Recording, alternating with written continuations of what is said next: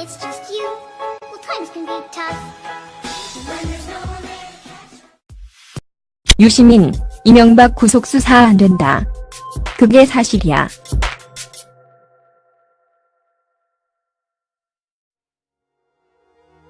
기무사까지 댓글 부대에 동원된 이명박 정부 시절 여론 조작은 끝이 없어 보인다. 이 정도면 대통령이라는 직위를 가지고 도대체 무엇을 했는지 의구심을 가지게 만들 정도다. 안보를 책임져야 할 군을 악용해 국내 여론 호도에 모든 것을 쏟아부은 이명박은 이제 법정에 서야 할 시간이다. 안보는 없고 4.7만 있었다.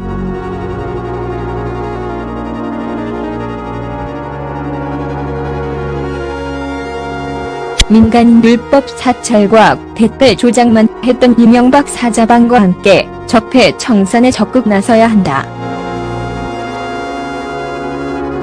적폐 청산은 국익을 하락시키고 퇴행적 시도이며 성공할 수도 없다고 이명박은 자신의 페이스북을 통해 밝혔다. 자신의 범죄 사실을 밝혀내려는 노력을 이런 식으로 표현하는 그의 사고 체계는 이제 놀랍지도 않다. 그 정도 비이성적인 존재가 아니라면 그 엄청난 짓을 벌일 수도 없었을 테니 말이다. 국정원만이 아니라 군 부대를 동원한 이명박 정권의 댓글 부대는 집요하고 거대했다. 기무사까지 참가해 박근혜 시절까지 댓글 부대를 운영하며 국내 여론 조작에 열을 올렸다는 사실은 수많은 증언과 증거들로 확실해지고 있다. 반박할 증거도 존재하지 않는 상황에서 김관진에 대한 직접 수사는 당연한 일이다. 김기현 전 사이버사 부의사관이 직접 뉴스룸에 출연해 김관진에게 직접 보고를 했다는 증언을 했다. 김관진은 이명박근혜를 관통하는 핵심적인 인물이다.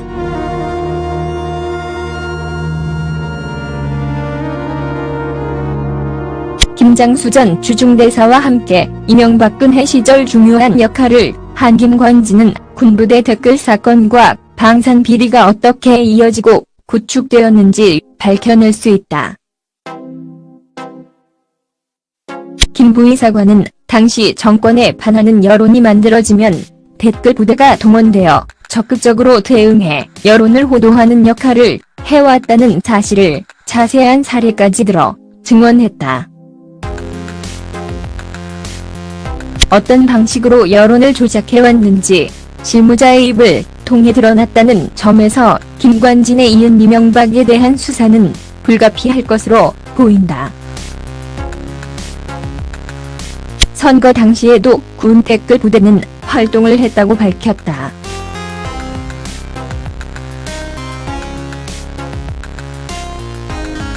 적극적으로 국내 정치에 개입해왔다는 사실은 충격을 넘어 허탈하기만 하다. 이명박근혜 시절 대북 관계는 엉망이 되었다.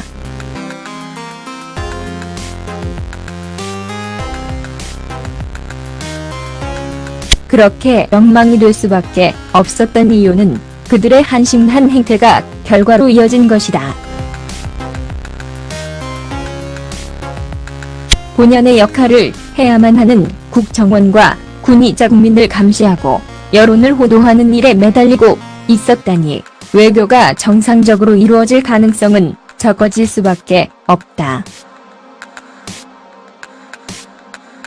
자신에게 부정적인 여론은 막기 위해 국정원과 군을 이용한 이명박근혜 정권은 절대 다시 나와서는 안 되는 한심한 정권이라는 사실만은 명확하다. 포인트 뉴스라는 인터넷 언론까지 만들어 여론 조작에 적극적으로 나선 증거들이 수없이 쏟아지고 있다. 보수 성향의 인터넷 매체를 적극 지원하며 공위병으로 만들고 장악된 지상파와 종편을 이용해 적극적으로 권력 비호하도록 한 이명박근혜의 암울한 시대는 이제 끝이다. 좌파 문화예술단체에 대해 이명박에게 보고했다는 내용도 최근 발견되었다.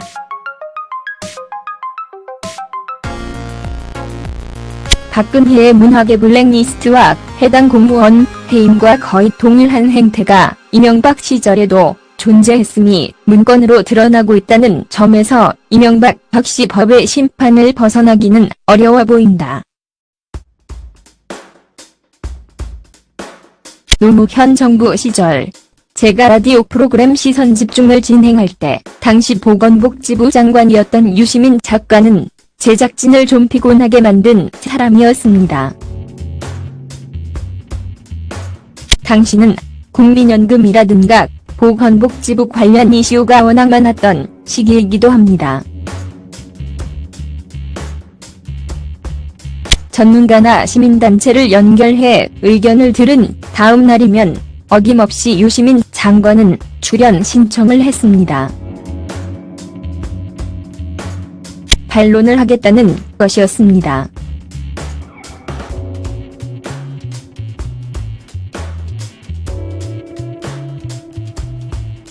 장관이 직접 반론을 하겠다니 한편으로는 반길이기도 했지만 한편으로는 이거 너무 정부 입장만 전하게 되는 게 아닌가 부담스러움도 있었던 게 사실입니다. 그렇게 방송에 나오면 프로그램 성격상 논쟁도 하게 되고는 했지만 유 장관이 그걸 마다할 사람도 아니었지요. 프랑스에서는 바쁠 땐 장관들이 오토바이를 타고 다니면서 여기저기 방송 출연을 한다. 부르면 무조건 간다.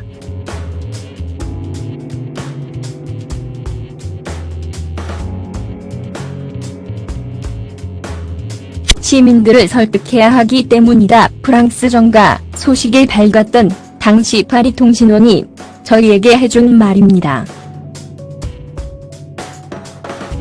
라디오 시사 프로그램이야 오토바이 타고 다닐 일도 없이 심지어는 누워서 전화로 하더라도 청취자들은 모를 일이니 그만한 소통의 장도 없었을 것입니다. 댓글 정치의 원조는 노무현 정부다. 이명박 정부의 정무수석이었던 그는 요즘 누구보다도 열심히 노무현 전 대통령을 현실 정치에 소환 중입니다. 국정원과 군사이버사령부, 기무사, 민간단체, 미디어 등등 전방위로 여론 공작을 펼쳤던 사실이 드러나는 가운데 아마도 최선의 방어는 곧 공격이라는 속설이 사실인지는 곧 드러나겠지요. 그래서 생각을 해봅니다. 설득과 조작의 차이는 무엇인가?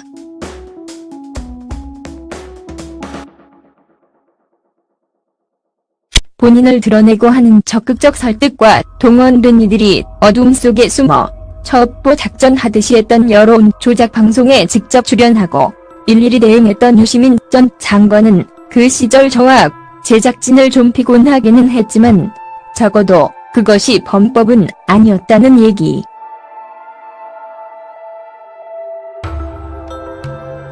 여기까지 쓰고 났는데 이명박 전 대통령이 최근에 이른바 적폐청산에 대한 입장을 내놓았습니다. 나라의 안위가 위태로운 지경이니 이럴 때일수록 국민의 단합이 필요하고 국민이 하나로 뭉쳐야 한다는 것 평가는 시청자 여러분께서 하시면 될 것 같습니다. 이명박이 저지른 수많은 범죄 사실들이 드러나기 시작하자 당시 그를 보필했던 자들이 노무현 전 대통령을 끄집어내 현실 정치로 불러내기 시작했다. 정진석 자유한국당 의원이 노골적으로 노무현 전 대통령을 폄하하고 비난하는 이유는 이명박을 비호하기 위한 행동일 뿐이었다. 최근 발견된 문건 속에 이명박 퇴임 후 안전핀이 되어줄 핵심 인사들에 대한 선거 지원을 지시한 내용의 정진석 의원이 존재했다. 정무수석 출신인 정 의원이 어떤 역할을 해야 하는지 그 문건은 이미 오래 전부터 알고 있었다. 측근이 잘 되기를 바라는 것이 무슨 잘못이냐고 주장하는 정 의원이지만 청와대가 직접 선거에 개입했다는 점에서 이는 탄핵을 당해도 이상할 것이 없는 부당한 행위였다. 댓글 정치는 노무현 정부가 원조라며 뻔뻔한 얼굴로 조롱하듯 문건을 흔들던 정 의원은 과연 그 문건이 이명박의 댓글 부대와 동일하다고 믿고 있었던 것일까? 적극적으로 공무원이 자신이 담당하는 정책에 대해 실명으로 설명하라는 것과 은밀하게 타인의 명의로 여론 조작을 하는 것이 동일하고 주장하는 정 의원을 보면 극우 세력이었던 존재인지 확신하게 한다.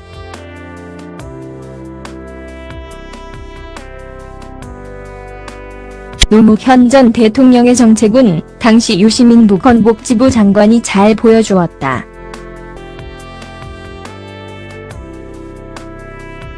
국민연금과 보건복지와 관련해 변화가 심했던 당시 유 장관은 적극적으로 정책을 홍보했다. 단순히 홍보만 하는 것이 아니라 왜 그렇게 변해야만 하는지 합리적으로 설명하기 위해 노력했다. 그게 바로 노 전 대통령이 지시한 공무원의 적극적인 개입이다.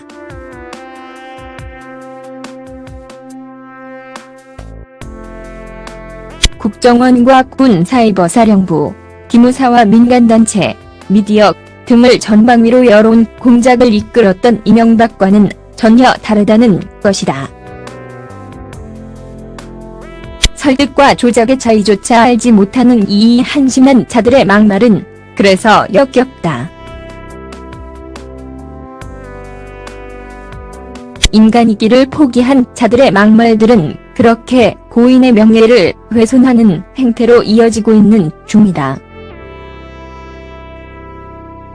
나라의 안위가 위태로운 상황에서 자신의 범죄 사실을 파헤치는 일은 부당하다고 주장하는 이명박. 적폐청산은 결코 성공할 수 없다는 그의 발언은 그래서 더욱 적폐청산이 이루어져야 하는 당위성을 만들어준다. 적폐청산이 국익을 저해하는 것이라 믿는 한심한 자들은 이 땅에서 다시는 나와서는 안 된다. 그런 점에서 적폐청산은 꼭 이뤄내야 한다.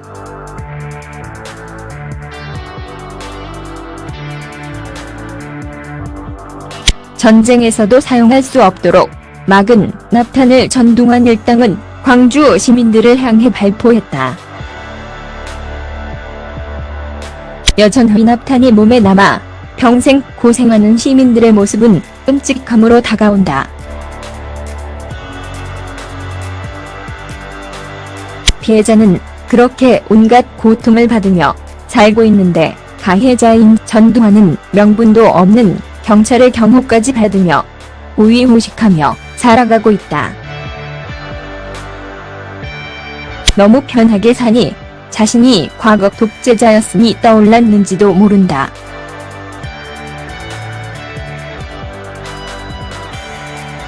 팔순잔치에 북한과 비교해도 이상하지 않은 큰 절을 올리는 집단 광기를 보인 전두환 추종자들의 모습을 보면 그들이 어떤 존재들인지 새삼 깨닫게 한다. 가해자가 자신도 피해자라고 주장하는 이 말도 안 되는 현실 속의 전두환이라는 괴물은 결국 이명박근혜를 만들어냈다. 다시는 이런 괴물들이 세상 밖에 나설 수 없도록 국민 모두의 감시가 절실하다. 결국 정치 괴물들을 막아낼 수 있는 유일한 방법은 깨어있는 국민들 외에는 방법이 없기 때문이다. 수없이 쌓인 경험치를 바탕으로 국민을 호도하면 자신이 괴물이 되는데 이롭다고 생각하는 한심한 작태를 보이는 정치꾼들은 이제 국민의 힘으로 걸러내야만 한다.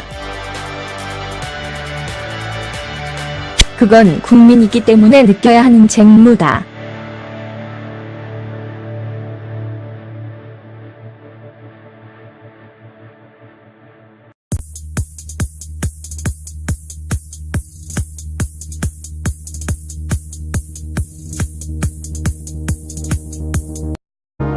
김장수 전 주중대사와 함께 이명박근혜 시절 중요한 역할을 한 김관진은 군부대 댓글 사건과 방산 비리가 어떻게 이어지고 구축되었는지 밝혀낼 수 있다.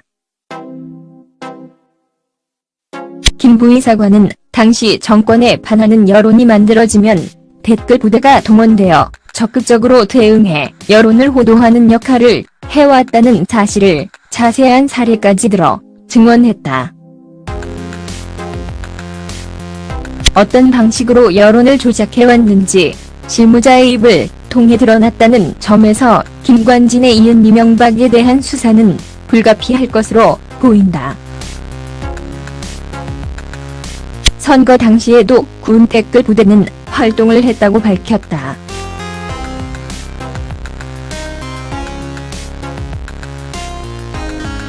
적극적으로 국내 정치에 개입해왔다는 사실은 충격을 넘어 허탈하기만 하다.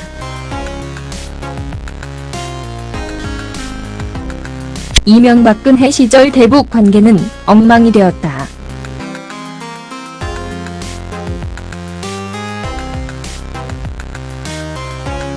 그렇게 엉망이 될 수밖에 없었던 이유는 그들의 한심한 행태가 결과로 이어진 것이다.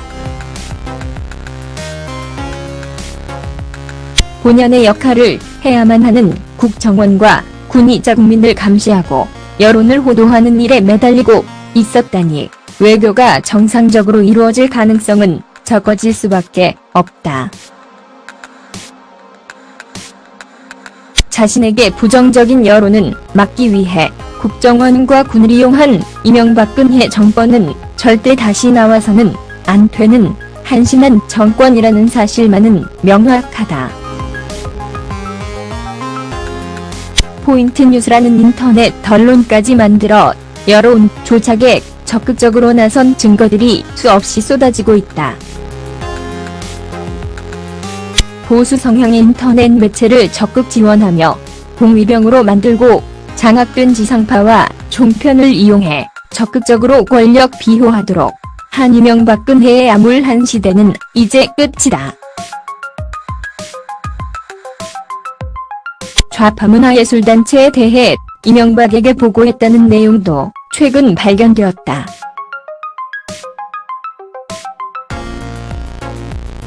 박근혜의 문화계불능 전방위로 여론 공작을 펼쳤던 사실이 드러나는 가운데 아마도 최선의 방어는 곧 공격이라는 속설이 사실인지는 곧 드러나겠지요. 그래서 생각을 해봅니다. 설득과 조작의 차이는 무엇인가?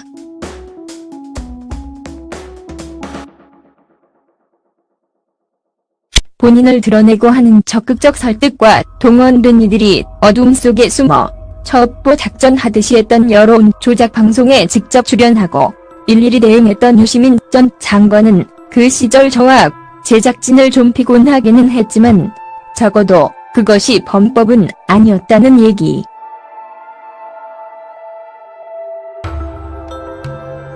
여기까지 쓰고 났는데 이명박 전 대통령이 최근에 이른바 적폐청산에 대한 입장을 내놓았습니다. 나라의 안위가 위태로운 지경이니 이럴 때일수록 국민의 단합이 필요하고 국민이 하나로 뭉쳐야 한다는 것 평가는 시청자 여러분께서 하시면 될 것 같습니다. 이명박이 저지른 수많은 범죄 사실들이 드러나기 시작하자 당시 그를 보필했던 자들이 노무현 전 대통령을 끄집어내 현실 정치로 불러내기 시작했다. 정진석 자유한국당 의원이 노골적으로 노무현 전 대통령을 폄하하고 비난하는 이유는 이명박을 비호하기 위한 행동일 뿐이었다. 최근 발견된 문건 속에 이명박 퇴임 후 안전핀이 되어줄 핵심 인사들에 대한 선거 지원을 지시한 내용의 정진석 의원이 존재했다. 정무수석 출신인 정 의원이었던 역할을 해야 하는지 그 문건은 이미 오래 전부터 알고 있었다. 측근이 잘 되기를 바라는 것이 무슨 잘못이냐고 주장하는 정 의원이지만 청와대가 직접 선거에 개입했다는 점에서 이는 탄핵을 당해도 이상할 것이 없는 부당한 행위였다. 댓글 정치는 노무현 정부가 원조라며 뻔뻔한 얼굴로 조롱하듯 문건을 흔들던 정 의원은 과연 그 문건이 이명박의 댓글 부대와 동일하다고 믿고 있었던 것일까? 적극적으로 공무원이 자신이 담당하는 정책에 대해 실명으로 설명하라는 것. When it's just you, well, times can be tough. When there's no one there. 유시민, 이명박 구속수사 안 된다. 그게 사실이야.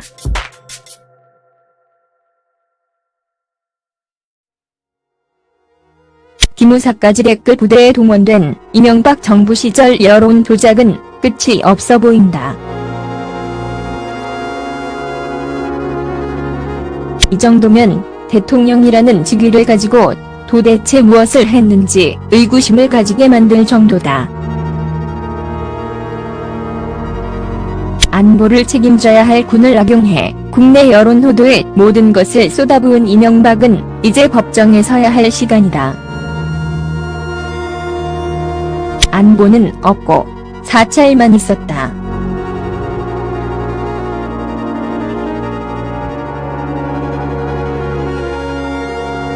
민간인 율법 사찰과 댓글 조작만 했던 이명박 사자방과 함께 적폐 청산에 적극 나서야 한다.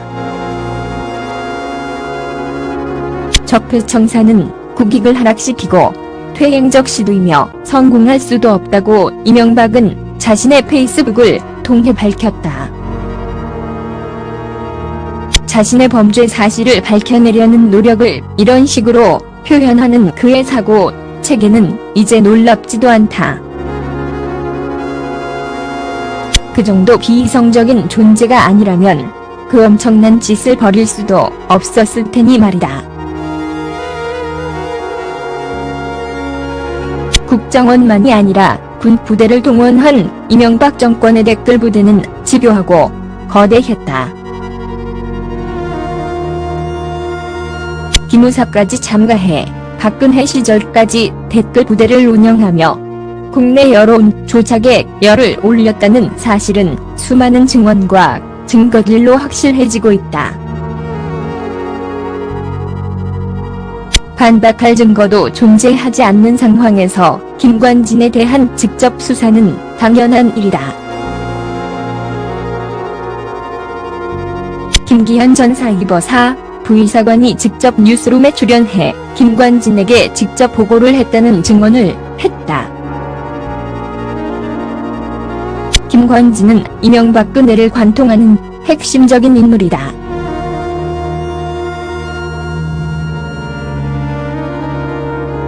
블랙리스트와 해당 공무원 해임과 거의 동일한 행태가 이명박 시절에도 존재했음이 문건으로 드러나고 있다는 점에서 이명박 역시 법의 심판을 벗어나기는 어려워 보인다. 노무현 정부 시절 제가 라디오 프로그램 시선집중을 진행할 때 당시 보건복지부 장관이었던 유시민 작가는 제작진을 좀 피곤하게 만든 사람이었습니다. 당시는 국민연금이라든가 보건복지부 관련 이슈가 워낙 많았던 시기이기도 합니다. 전문가나 시민단체를 연결해 의견을 들은 다음 날이면 어김없이 유시민 장관은 출연 신청을 했습니다. 반론을 하겠다는 것이었습니다.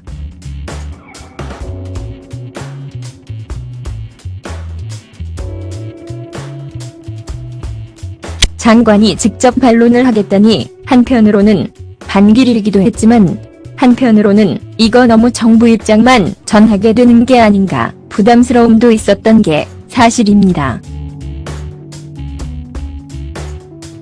그렇게 방송에 나오면 프로그램 성격상 논쟁도 하게 되고는 했지만 유효 장관이 그걸 마다할 사람도 아니었지요. 프랑스에서는 바쁠 땐 장관들이 오토바이를 타고 다니면서 여기저기 방송 출연을 한다. 부르면 무조건 간다.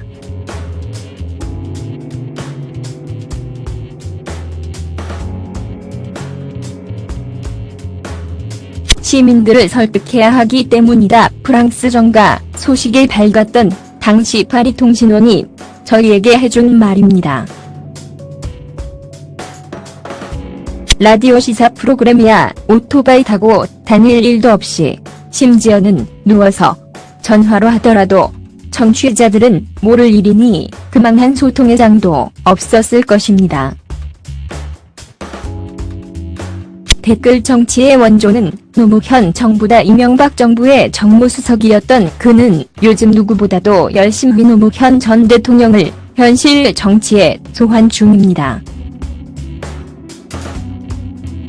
국정원과 군 사이버사령부, 기무사, 민간단체, 미디어 등등과 은밀하게 타인의 명의로 여론 조작을 하는 것이 동일하고 주장하는 정 의원을 보면 극우 세력이었던 존재인지 확신하게 한다.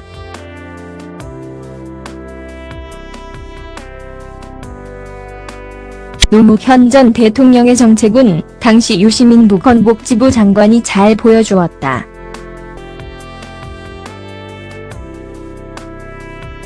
국민연금과 보건복지와 관련해 변화가 심했던 당시 유효 장관은 적극적으로 정책을 홍보했다. 단순히 홍보만 하는 것이 아니라 왜 그렇게 변해야만 하는지 합리적으로 설명하기 위해 노력했다.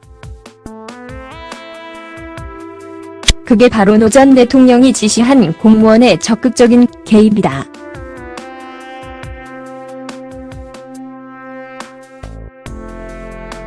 국정원과 군 사이버사령부, 기무사와 민간단체, 미디어 등을 전방위로 여론 공작을 이끌었던 이명박과는 전혀 다르다는 것이다.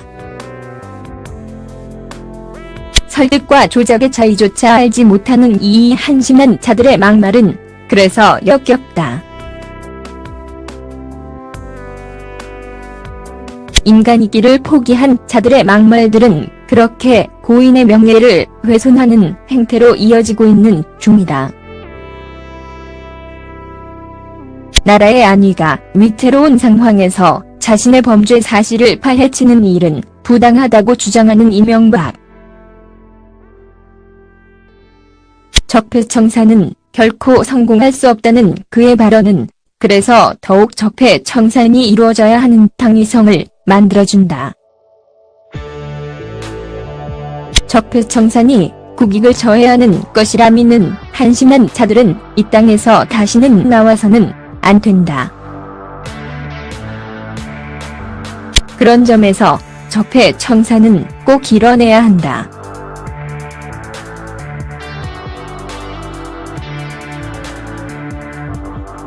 전쟁에서도 사용할 수 없도록 막은 납탄을 전두환 일당은 광주 시민들을 향해 발포했다. 여전히 납탄이 몸에 남아 평생 고생하는 시민들의 모습은 끔찍함으로 다가온다. 피해자는 그렇게 온